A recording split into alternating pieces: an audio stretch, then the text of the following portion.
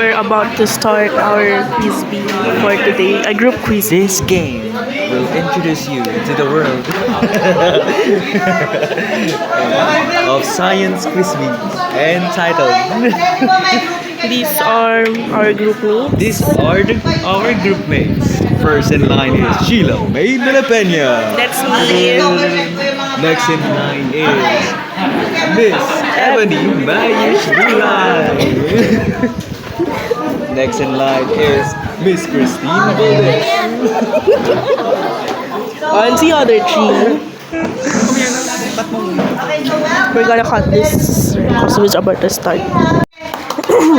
So we just finished our quiz bee, group quiz bee, and our group score is 55, second to the first. Yun na. Please, kahit hindi ito ang assignment ninyo, pakilinis naman kasi kayo nag-group dito.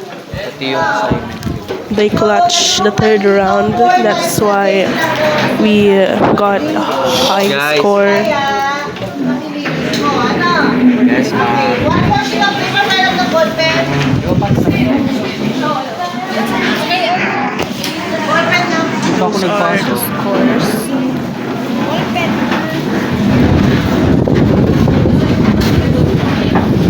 So yes, So guys, what can you say about our quiz bee, Mark George? hindi pa natin tapos pinakilala yung mga member. Okay, our members are... Di ba, we already introduced you the three members and The rest of the members are the rest of the members. So sorry for that. first. You have Miss Elaine Lunette Miranda. No, it's Samantha. Okay, okay. It's wrong, people. It's wrong. Our To what? next member, the initiator. Ay, hindi si ano yun eh. Sino yung dalawa? The initiator of the minds. Miss Samantha Eleanor Erge. Tananan. Our And our Mrs. Squeaky. Miss Elaine Lunette Miranda.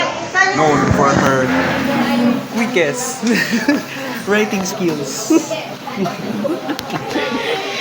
and last And the mother of all minds. We have Miss Gwen Arbinal de Guzman. She's busy doing her assignment.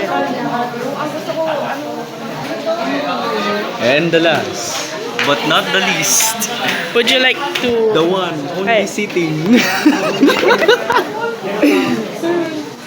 Those are the scores in the blackboard. As a moral supporter, we have The group 1 got a 55. pinakilala. Yung ano nyo pala, The score of 55. The group 2 is 51. Also the group 3 is 51.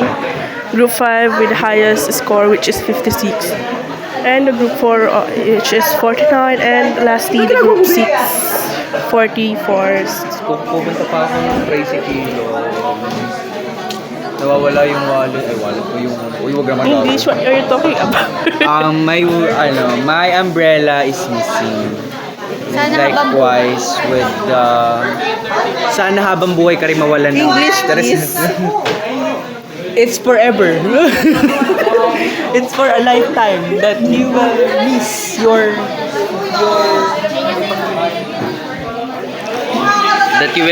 ano. Small people, they're not helping now. linis ng height. So, maliit ang linis ng height. So, here's Mark George erasing the blackboard. Hindi mo ko pinakilala. And I'm going to... Ano hindi siya magwawalis? Putang ina mo talaga. Makagago. Makagago, Mark George. There. Our room is so very messy.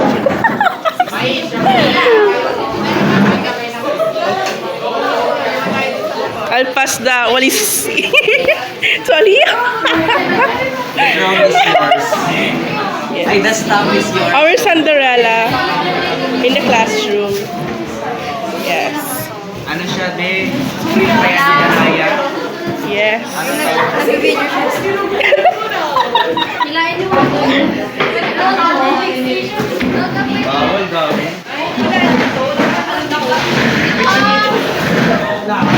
Bawal. The table is too heavy for us to carry. Yes. In terms of heaviness, it only depends on two factors. First, it's the mass. The mass. And second one, the area. The area, the surface area. How about the weight?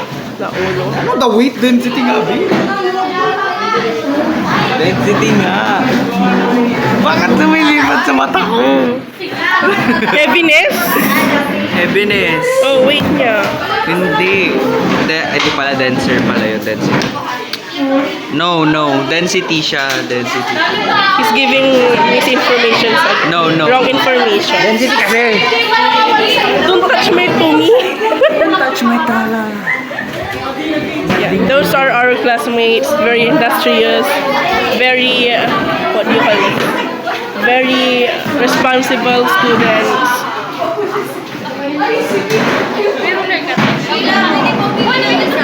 Huh? Of course. As long as you talk as in English. Kinay. What? English, please. Can I borrow your...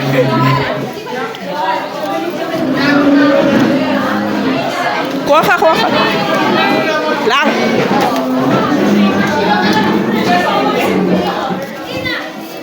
I can't find my... Oh. Wala akong ruler na dala pala. Hindi ko agad lagay sa bag ko.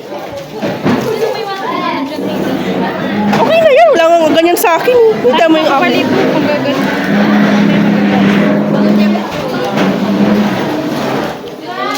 Okay. It's too hot in here. There. Outside you can see the ROTC officers practicing their march. And for your information, I once joined the ROTC, but sadly I didn't survive till the during my second year I quit ROTC because it's too hard. These are the couples of our room. They're always with each other. How are you, Mr. Mark George Malyonga? Ano na naman? What? English, please. Pakinggan mo. Wala na siya ba isip na English? Tangin na mo siya. Hey, PG. Bago, huwag mo puso yan, may mura yan eh. Okay. And that's when Arjanel, she just finished her assignment. Pataringan natin sa mama.